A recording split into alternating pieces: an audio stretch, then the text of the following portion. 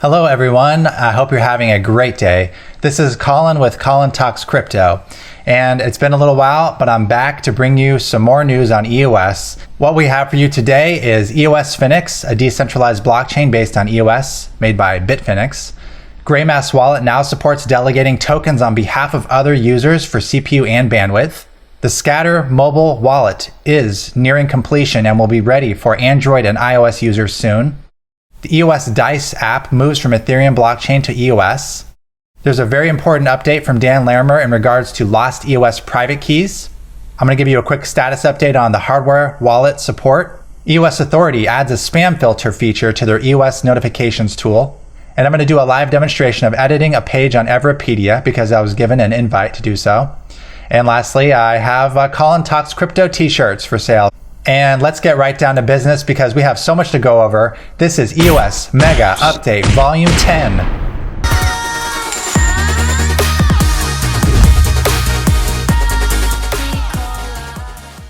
All right, guys, it's so great to have you with me here today. And it's hard to believe that we are on episode number 10. I've only had my YouTube channel for about 2.5 months. I really appreciate all your support. Please subscribe, by the way, if you haven't. Please click that bell icon so that you get notified of any of my new content. And please share this video with your friends. That would mean a lot to me, and I really appreciate your continued support. On another note, I'm going to be going on a cruise vacation soon. I've never been on a cruise before. I'm actually going to be going on the largest cruise ship in the world, and I'm really looking forward to that. So I may be offline a little bit more than usual. I'm actually trying to do a little bit of an internet disconnect because I never do that, and just kind of explore life and see the world a little bit instead of being always, honed in on my computer. It's easy to do that too much. But I am going to try to get some footage of the ship, of the islands we visit, and just give you some cool visuals so that I have something to share when I come back. Or maybe if we're lucky, I will actually do a video from one of the islands or on the cruise itself. Just throwing that out there. Okay, guys, so without any further ado, today's Volume 10. First news of the day is EOS Phenix. So, Bitfinex, popular and very high volume exchange, is going to be creating, as you know, EOS Phenix, a decentralized platform. And we have here an article from EOS.io covering this topic. Casper Rasmussen of Bitfinex talks about combining that platform's expertise with the scalability and speed of EOS.io. He says, EOS Phenix is the first high-performance, trustless trading platform to be built on EOS technology. EOS Phenix will combine the scalability and speed of EOS.io, which is the software, with the expertise accrued at Bitfinex to provide the space with an on-chain exchange experience based around instantaneous, transparent, and trustless trading of digital assets. And later he says, we feel that an exchange setting such as Bitfinex provides the ideal platform for battle testing within EOS due to the stringent speed and security requirements needed for success. And he's asked, what stage is the project at and what are your plans for scaling up?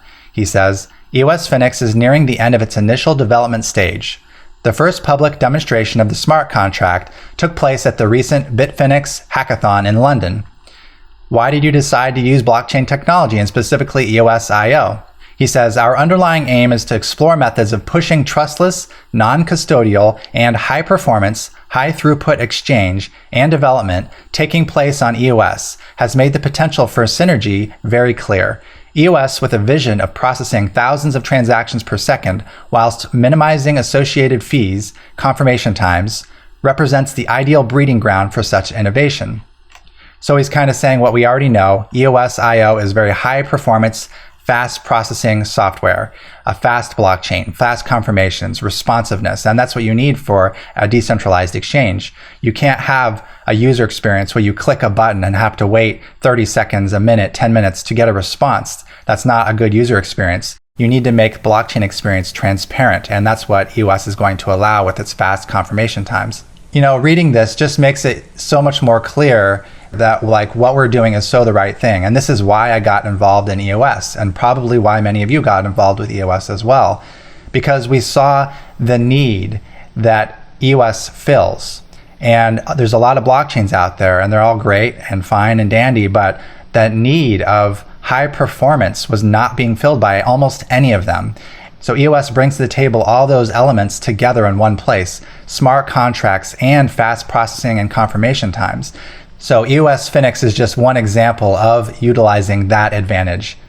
All right, and moving along to Graymass, the wallet.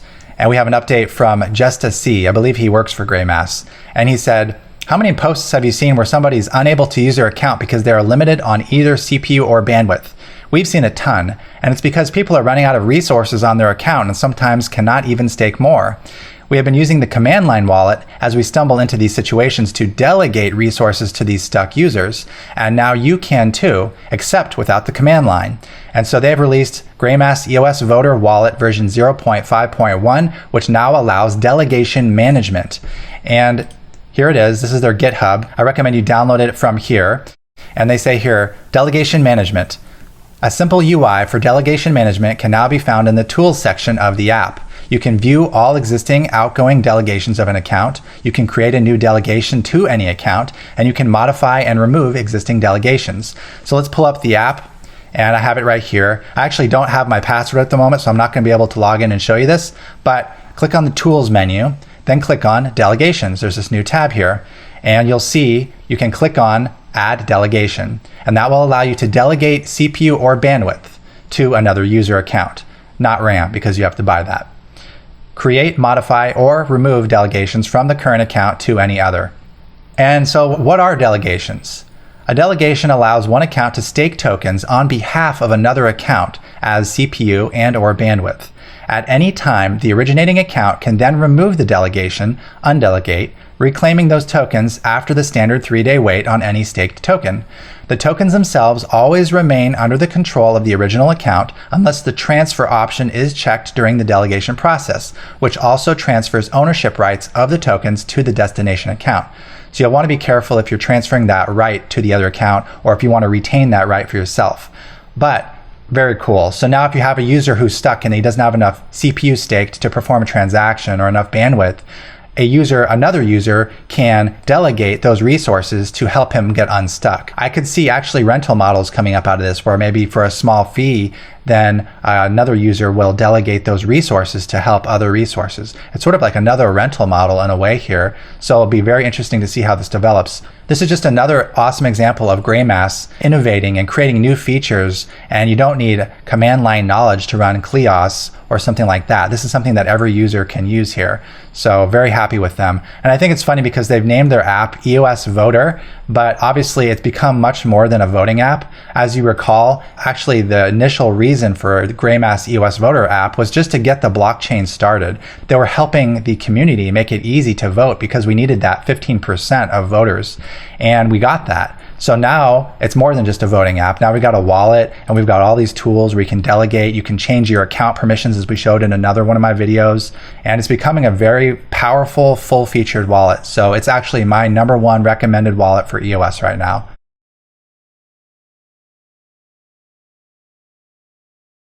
I was wondering why it was still called EOS Voter, because it's not just a voter app. It's really just an EOS wallet. And so why don't they just call it Graymass EOS Wallet? And he said, we are renaming it and we're going to do it proper. The logo/name are complete and we're working on a brand new website to go along with it. I'm actually taking a bit of time off actual wallet development over the next week or two to put the finishing touches on the website. So they're going to have a new rebranding. It's not going to be called EOS Voter anymore. And here we have EOS Alliance with their tri-weekly update.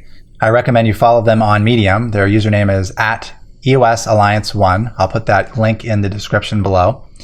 And on their update, they mention something very cool. And here's the headline: Scatter Mobile is coming. So basically we have another wallet coming for iOS and Android devices. This is a Scatter Mobile wallet. Lead developer Nathan James offered a teaser for an upcoming version of Scatter. And so right here we have a screenshot. This is what the mobile app is going to look like. And he says, Scatter mobile interaction with browser applications has now been proven to work. Stay tuned for updates. Native Android app is coming first. So it'll be Android first, then iOS second. And he added, on the good news side, Scatter Mobile is now fully functional and only lacks UI and encryption schemes.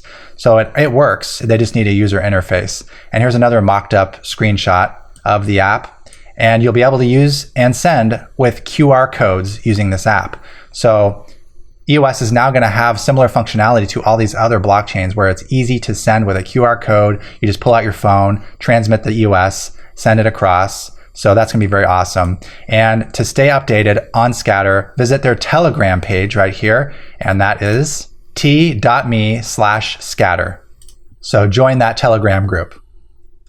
Okay, and there's EOSbet.io. This is a group that programs betting applications for various blockchains. They have Ethereum and EOS games. And they actually have a new game on EOS called EOS Dice. And so EOS Dice is their first EOS mainnet application. And it says, starting with Satoshi Dice in 2011, Dice is the game of cryptocurrency. We are excited to bring this phenomenon to EOS after launching an incredibly popular dice game on Ethereum. So we have instant betting, true provable fairness, control your own funds, no deposits, absolutely zero fees, no sign up, just play. So you just send EOS to an account, place your bet, and you get the EOS you win. It's very simple. So here's a picture of what the game looks like, and you basically just move this slider depending on what amount of risk you want to take. You can increase your risk and then increase your reward, or decrease your risk and decrease your reward, and click roll dice, and then you wait for the result. And then it's all on the blockchain, so you can actually load up here. Here's an example where you can see that this user, Bitcoin Homer, sent EOS bet dice 0.1 EOS. The gambling occurred, it turned out he won, and here's the contract sending him back 0.14 EOS. So in that case, it looks like he actually won pretty big. He won 40% EOS on that particular vote.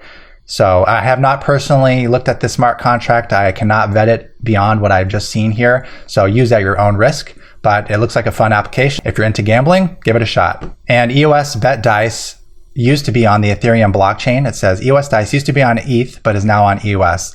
And that's because of the transactions per second and congestion on Ethereum. So yet another example of a migration from the Ethereum blockchain over to EOS. Okay guys, now for a very important update on the lost private keys situation. This is specifically for users who were migrating from the ICO and going to the mainnet, and then for whatever reason lost their private keys. There are quite a few users in this boat, and there is good news for you guys. So this is the update. Good news, Dan Larimer thinks this command sudo is acceptable for snapshot users to recover access to their account. Now, if you're unfamiliar with what sudo is, it's a Linux command, and this user explains it here. He says the name comes from the Linux command sudo, which means super user do. And essentially, it's a command that lets you modify account permissions and grant access to different users. And that's what would be needed for block producers to be able to transfer funds from a what's referred to as zombie account on EOS, because you lost your private key, over to a new account, of which, of course, you could prove mathematically that you have ownership of. So there's no faking anything here. This is just you proving ownership and you getting access to what's rightfully yours. So there's very good news on this. And it says, news for EOS snapshot users who lost their private key and are desperately waiting for the release and implementation of sudo to make it possible for them to regain control of their zombie accounts. And Dan said these following things. I think sudo is acceptable for migration of snapshot users.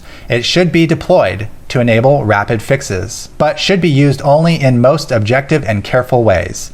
It doesn't enable anything that cannot be done by other means. So it sounds like this could be accomplished without sudo, but it makes it easier to do so. And Dan is fully in support of this, so that is just another feather in the cap of those users who need access to their lost EOS tokens. So it's looking good. And then the next day, I got a post forwarded to me from Roman of Crypto Lions, that's a block producer. And he said, several block producers met today to discuss sudo. They're keen to move forward, as this command is a white paper feature of EOS. There will likely be a 2-week period for community feedback between the announcement and installation. So guys, it looks like it is definitely happening. We are just moving along and getting this command implemented. We have full support, sounds like from Dan and from a majority of the block producers. And just to back this up, we have this change.org petition. This is from Blake and the EOS Lost Private Keys group. I just want to give him another shout out for what he's doing. He's allowing every user to come together to get this information.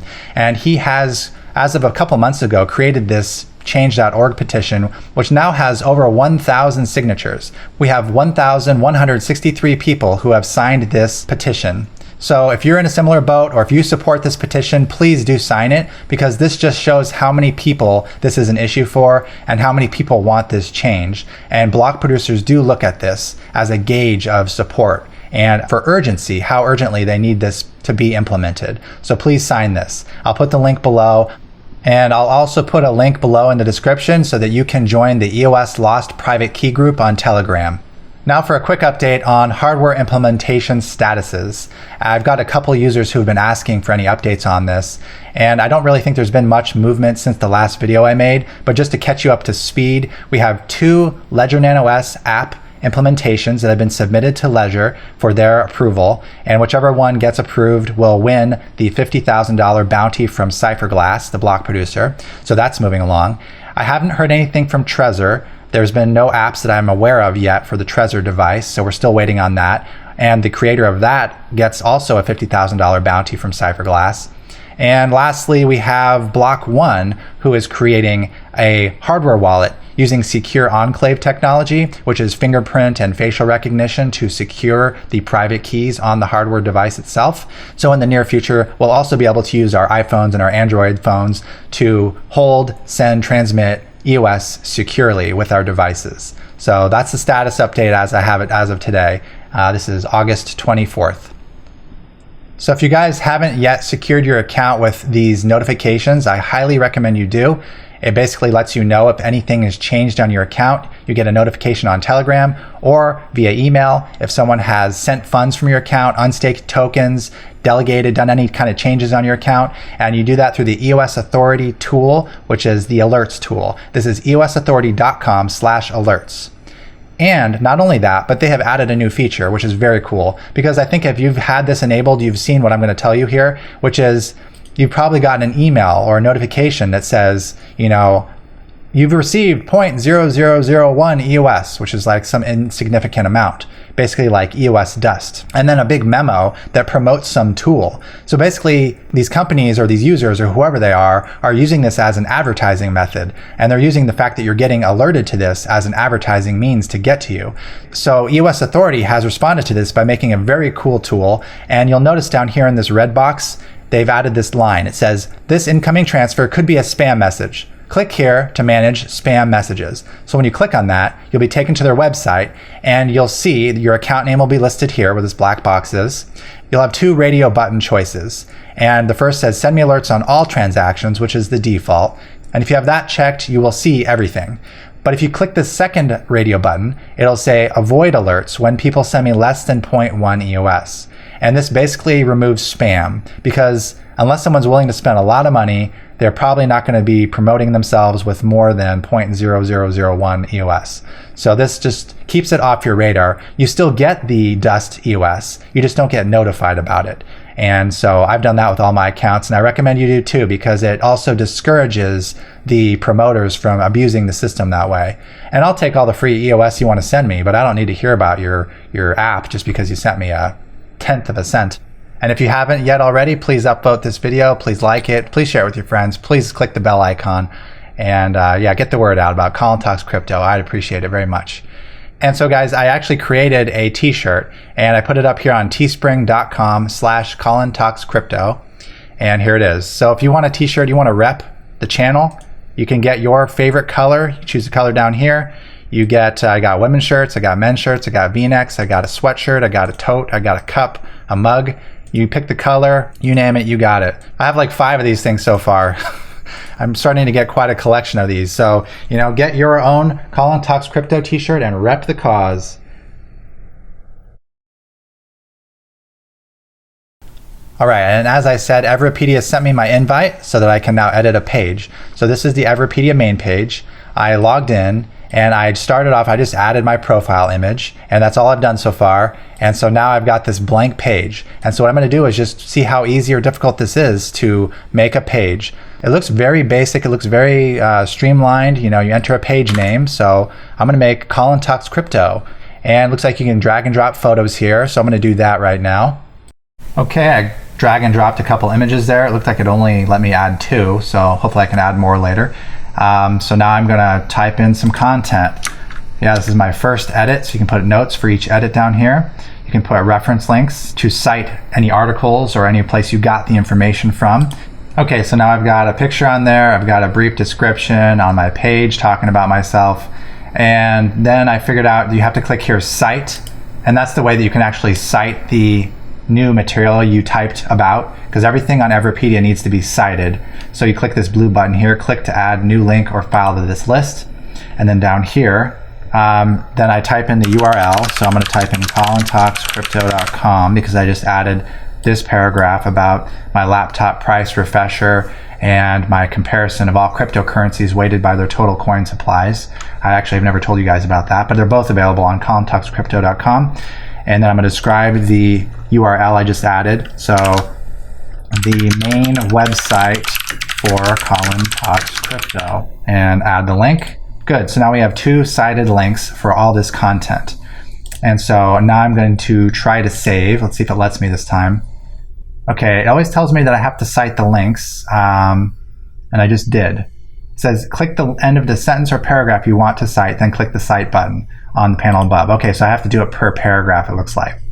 Okay, I think I've just figured it out. So when you type some content, you have to cite the content. So these 4 paragraphs all came from my YouTube page. So I'm going to cite that by putting my cursor at the end of that paragraph and cite that reference to my YouTube page. And now there's a little 1 there. I think I might need to do that for each one of these paragraphs. So I'll just add that citation there to the end of each paragraph. And next, I'm going to add the citation to this paragraph, which was from my web page. So I'm selecting that. Now I have a 1 and a 2 on all those paragraphs. So now it should let me save. Hey, it worked. Okay, guys, there, we just made a page. Probably not your fanciest, most elaborate page, but it worked. I now have a title, I've got content, I've got the citations, the little citations after each one, and it looks like my image did not make it on here, so I'll have to play around with that. But there you go, guys, it is working. That just gives you a little sample of how easy it is to make a page on Everipedia. So if you haven't done it already, go to their Telegram group, request an invite, and they will send you one in the sequence that you have requested it. It took me about 2 weeks to get my invite, so hopefully yours is a little quicker. All right, guys, thank you so much for having me today. I really appreciate this opportunity to be able to share these things with you on EOS. So have the great rest of the day and take care.